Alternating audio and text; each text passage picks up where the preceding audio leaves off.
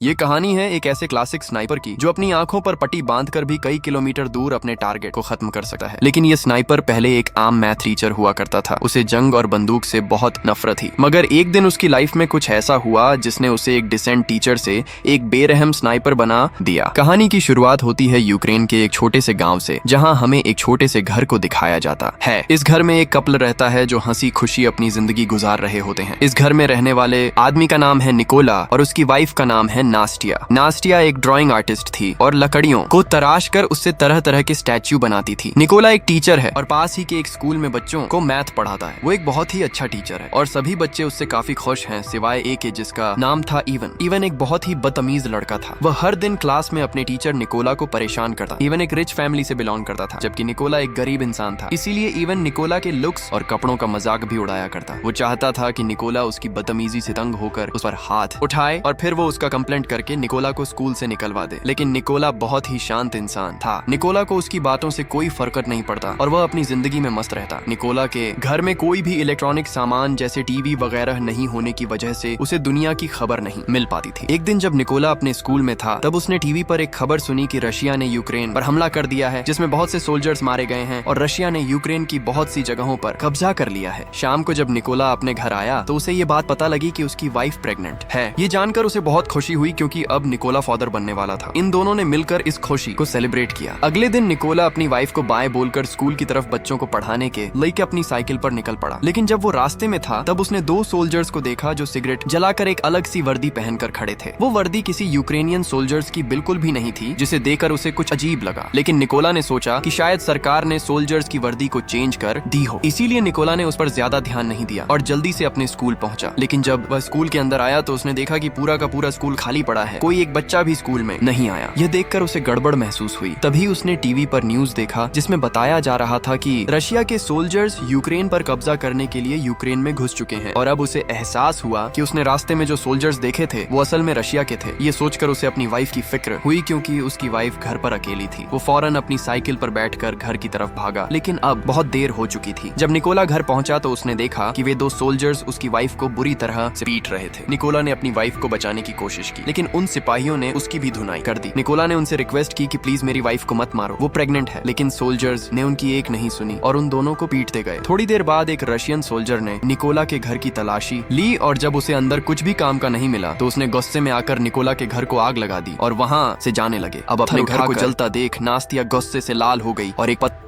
उन Russian soldiers को मारने लगी। ये देखकर एक सिपाही ने गोली चला दी और नास्तिया की मौके पर ही मौत हो गई। निकोला अपनी वाइफ को मरता देखकर उसके पैरों तले जमीन खिसक जाती है। वह अपनी वाइफ के पास जाता है और उसे गोद में लेकर फूट फूट कर रोने लगता है। ऐसे ही कुछ घंटे बीतने के बाद दो यूक्रेनियन सोल्जर्स निकोला के पास आए। निकोला की वाइफ को मरा हुआ देख दोनों सोल्जर्स को बहुत अफसोस और निकोला के कंधे पर हाथ रखकर उसे हिम्मत न हारने को कहते हैं। उसके बाद उन दो सोल्जर्स ने निकोला की वाइफ के लिए कब्र खोदना शुरू किया और एक कब्र खोदकर निकोला से कहते हैं कि तुम यहाँ पर अपनी वाइफ को दफना दो। अपनी वाइफ की मौत के बाद निकोला पूरी तरह से टूट चुका था। अब वह बिल्कुल अकेला रह चुका था। उन रशियन सोल्जर्स ने न सिर्फ उसकी वाइफ को मार डाला, बल्कि निकोला के आने वाले बच्चे और उसके घर को भी जला दिया। इसीलिए अब वह बदले की आग में जल रहा था और उसे हर हाल में उस रशियन सोल्जर को मारना था जिसने उसकी बीवी पर गोली चलाई थी। उस सोल्जर से बदला लेने का एक ही रास्ता था कि वह यूक्रेनियन सोल्जर्स में शामिल हो जाए। इसीलिए वह यहीं पर उन दो सोल्जर से रिक्वेस्ट करता है कि प्लीज मुझे भी अपने साथ ले चलो, मैं भी यूक्रेन आर्मी में शामिल होना चाहता हूँ। इसके बाद वे दोनों सोल्जर्स निकोला की बात मान लेते हैं और उसे गाड़ी में बैठाकर मिलिट्री बेस ले जाते हैं। जाने से पहले निकोला अपनी वाइफ के हाथों का बनाया हुआ छोटे से स्टैचू को अपने पास रख लेता है, जो उसकी वाइफ ने उसकी रक्षा के लिए बनाया था। जब ये लोग मिलिट्री बेस पहुंचते हैं तो वहाँ उनका सीनियर निकोला को देखकर उन दो सोल्जर्स पर गुस्सा करने लगता है और निकोला को फौज में भर्ती करने से मना कर देता है, क्योंकि उनके सीनियर को निकोला पर शक होने लगा है कि कहीं निकोला कोई जासूस ना हो। जब सीनियर ने उन दो सोल्जर्स से अच्छी तरह निकोला के बारे में जानकारी हासिल की और निकोला ने भी उसे पूरी बात बताई कि किस तरह से रशियन सोल्जर्स ने मेरी वाइफ को बेरहमी से मार दिया और मेरे घर को जला दिया, इसलिए अब मेरे पास जीने की कोई वजह नहीं है। और उसने उस सीनियर को यकीन दिलाया कि वह रशियन सोल्जर को मारकर इस देश को आजाद करना चाहता है। ये सुनकर वह सीनियर निकोला को यूक्रेनियन आर्मी में भर्ती करने के लिए राजी हो जाता है और अगले दिन से ही उसकी ट्रेनिंग शुरू हो गई। अब क्योंकि निकोला एक आम इंसान था, इसलिए उसे ट्रेनिंग के दौरान काफी मुश्किल हो रही थी। उसने अपनी पूरी जिंदगी मैथ का सब्जेक्ट पढ़ाया था और बंदूकों के बारे में उसे कोई भी जानकारी नहीं थी। जब सभी फौजी बंदूकों को असेंबल कर रहे थे तो उनके मुकाबले में निकोला काफी स्लो था और वह सबसे आखिर में बंदूक को असेंबल करता है। ये देखकर उस ऑफिसर को लगता है कि निकोला कभी भी एक अच्छा सोल्जर नहीं बन पाएगा, लेकिन उसने भी हार नहीं मानी और अपनी ट्रेनिंग पर फोकस रखा। एक रात ट्रेनिंग के दौरान निकोला अपने सीनियर से कहता है कि वह उसे उसके नाम से न बुलाए क्योंकि उसका कोड नेम रेवन है। ये सुनकर सभी उस पर हंसने लगे और सीनियर ने उसे बताया कि कोड नेम इतनी आसानी से नहीं मिलता, उसके लिए सोल्जर को देश के लिए कोई बड़ा कारनामा करना पड़ता है। निकोला ने इन बातों को नेगेटिव नहीं लिया और वह और ज्यादा मेहनत करने लगा। रात को जब सभी सिपाही सो रहे होते थे तो तब भी निकोला चीजों को सीखने की प्रैक्टिस करता। एक दिन सीनियर सभी सोल्जर्स को बताता है कि हमारे पास स्नाइपर्स की कमी है और हमें इस नंबर को बढ़ाना होगा ताकि हम रशियंस का मुकाबला कर सकें। यहाँ सीनियर सभी से पूछता है कि तुम में से कितने लोग स्नाइपर बनना चाहते हो।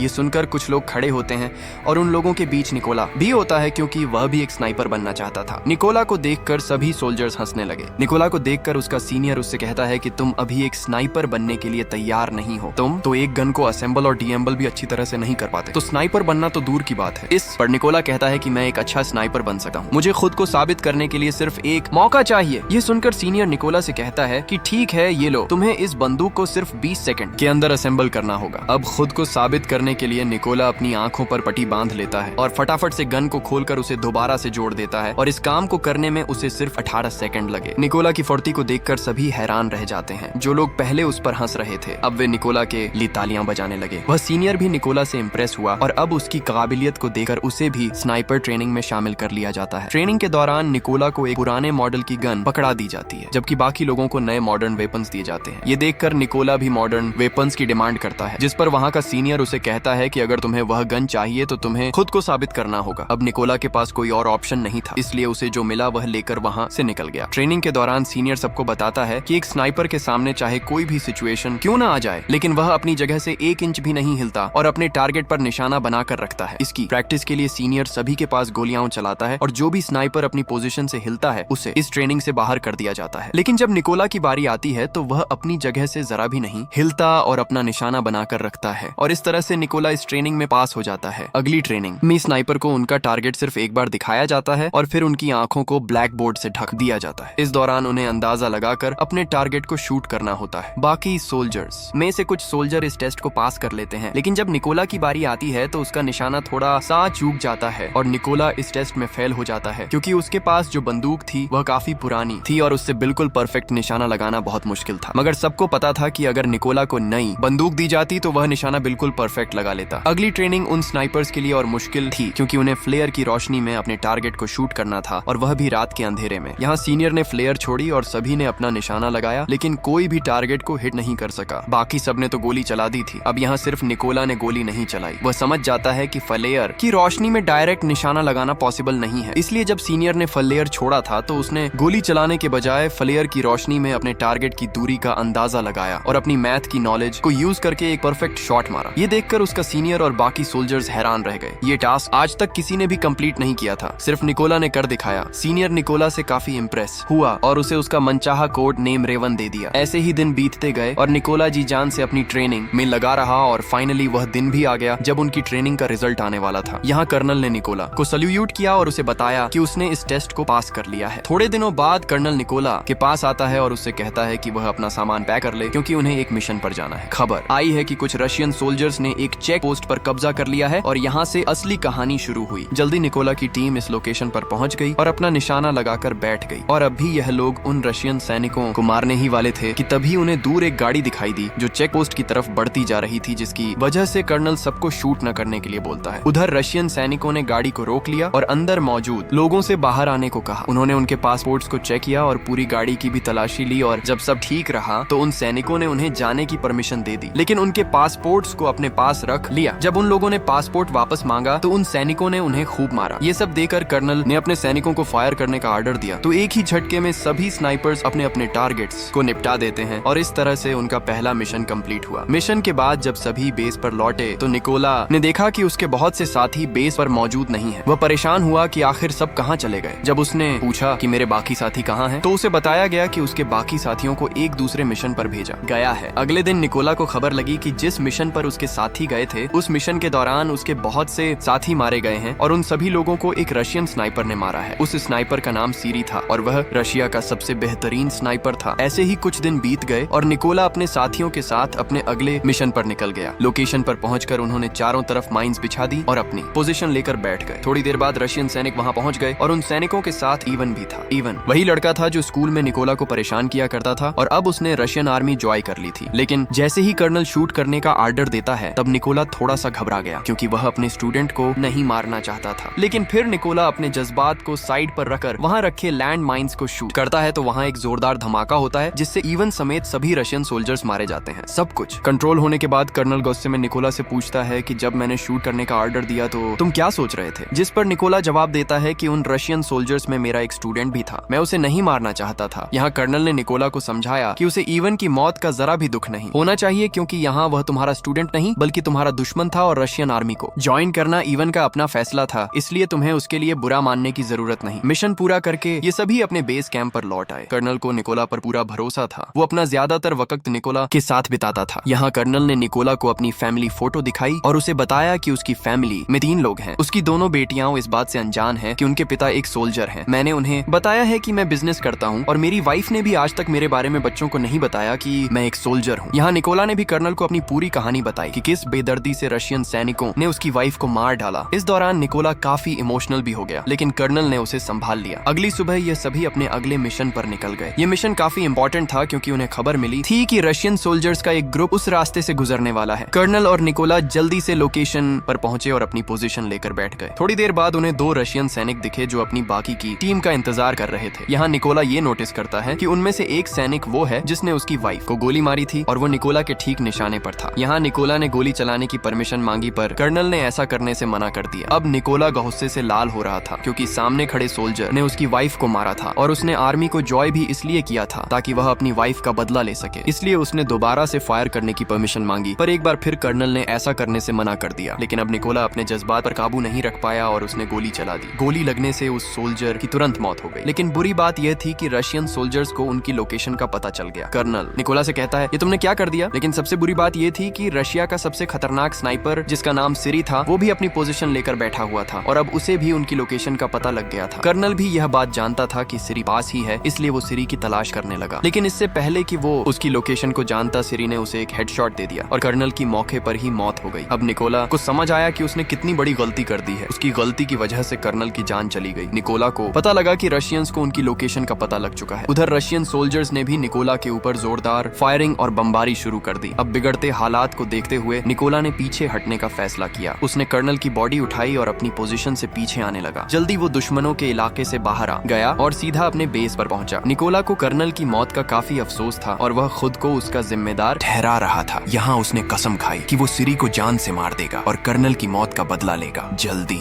ही निकोला को 2 रशियन स्नाइपर्स की खबर मिली और वो फौरन अपने अगले मिशन पर निकल गया। वो अपनी लोकेशन पर पहुंचा और अपना निशाना लगाकर बैठ गया। जल्द ही उसने स्नाइपर को मार गिराया पर उस स्नाइपर को मारते दौरान एक दूसरे स्नाइपर ने निकोला को बाजू पर गोली मार दी थी लेकिन उसने हार नहीं मानी और जैसे तैसे करके उस दूसरे स्नाइपर को भी मार गिराया। अब क्योंकि वो काफी घायल था इसीलिए वह एक सीक्रेट बेस पर चला गया और अपनी बॉडी को थोड़ा आराम देने लगा। इस दौरान उसे आर्मी के मेजर का कॉल आया और उसने निकोला को बताया कि हमने उस स्नाइपर का पता लगा लिया है जिसने कर्नल को मारा था। उसके बाद निकोला अपने बेस पर पहुंचा और यहाँ मेजर सभी को स्नाइपर के बारे में बताने लगा। मेजर बताता है कि उस स्नाइपर का नाम सीरी है और वह रशिया का सबसे बेहतरीन स्नाइपर है। उसका निशाना आज तक गलत नहीं लगा। सीरी ने यूक्रेन के 6 सबसे काबिल स्नाइपर्स को मार गिराया है, इसलिए हमें उसे हल्के में नहीं लेना चाहिए। मेजर बताते हैं कि सीरी पहले यूक्रेन के सोल्जर्स को मारता है और फिर उसकी वीडियो बनाकर सोशल मीडिया पर अपलोड करता है ताकि यूक्रेनी सोल्जर हार मान ले। वो बताता है कि सीरी एक ऐसा स्नाइपर है जो आमतौर पर अपनी पोजीशन को चेंज नहीं करता और एक खास लोकेशन पर बैठकर अपने दुश्मनों का शिकार करता है। अब ये सभी लोग एक प्लान बनाते हैं कि वह सीरी की लोकेशन पर 2 टीम बनाकर जाएंगे। प्लान के मुताबिक उनकी पहली टीम रशियन सैनिकों पर सामने से अटैक करेगी और जब वह इस अटैक में बिजी होंगे तो उनकी दूसरी टीम उन लोगों पर पीछे से हमला करेगी। इस मौके का फायदा उठाकर निकोला बिल्डिंग के अंदर जाएगा और सीरी को मार देगा। पूरी प्लानिंग हो जाने के बाद ये सभी उस लोकेशन की तरफ निकल गए। लोकेशन पर पहुंचकर सभी स्नाइपर्स ने अपनी पोजीशन ले ली और अपना निशाना लगाकर बैठ गए। उधर निकोला भी चुपके से बिल्डिंग में एंटर हुआ जहां उसे 2 रशियन सोल्जर्स दिखे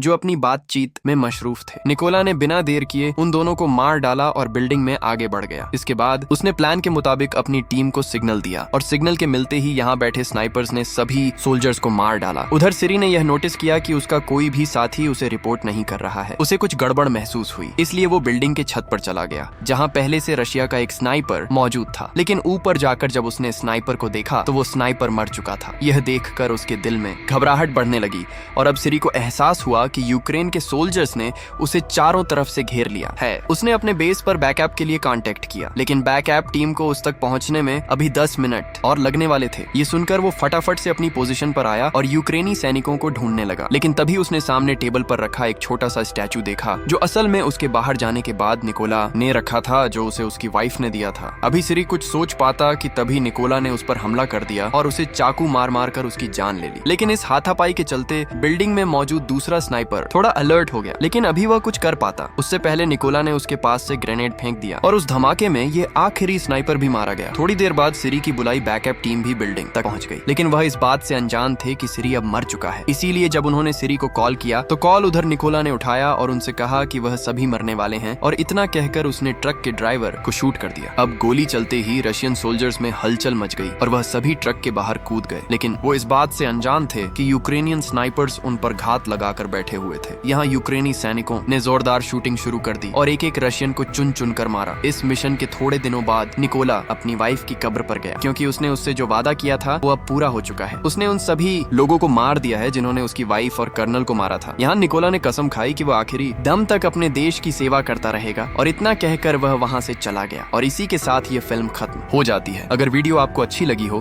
तो हमारे चैनल को सब्सक्राइब और वीडियो को लाइक जरूर कीजिएगा।